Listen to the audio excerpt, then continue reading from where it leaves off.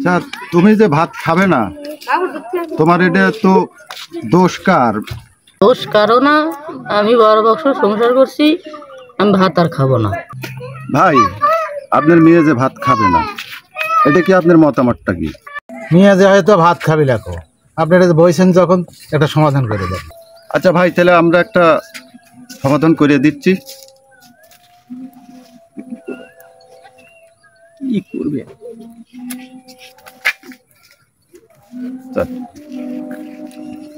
তুমি কি ভাত খাবে না?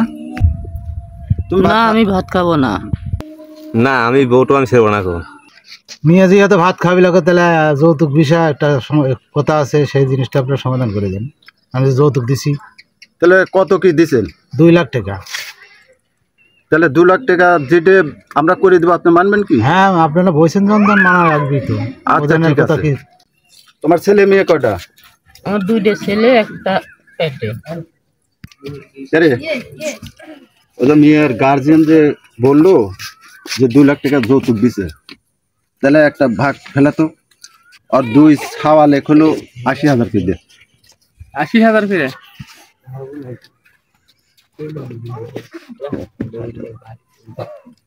1,60,000 টাকা। আর থাকে কত?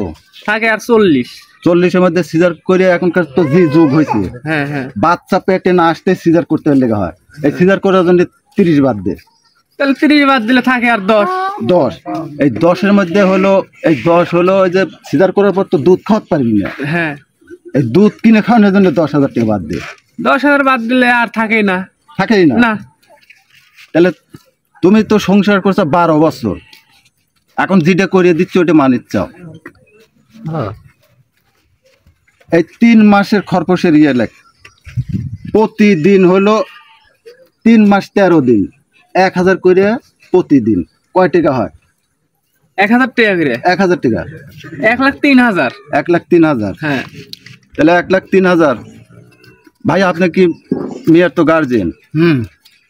এই যে আপনার মেয়ে 12 বছর সংসার করছে, তাহলে এই সংসারের বিনিময়ে এখন এই টাকাটা আপনার হলো দিতে হবে। এই টাকাটা আপনার দিতে হবে কি জন্যে? আপনার মেয়ে যে হাতে ওই ছেলের সাথে সংসার করছে 12 বছর, 12 বছরের মধ্যে 6 বছর হলো মাইনাস করে 6 বছর ধরেন, আপনারা বুঝেন, সবাই বুঝে। এই কারণে, এই নির্যাতনের কারণে, এই পুরুষের যে আপনার মেয়ে নির্যাতন করছে, এই নির্যাতনের কারণে ধরেন এই খরপোশের বিনিময় দিয়ে আপনার 1,03,000 টাকা দিতে হবে। বললো প্রধানেরা, এই বিষয়ের জীবনভর শুনেছি মেয়ে ছল যদি ছেলেরা হয় টেকা পায়, আর এ দেখতেছি মেয়ে ছলের বাপেরই টেকা দেওয়া দিচ্ছে।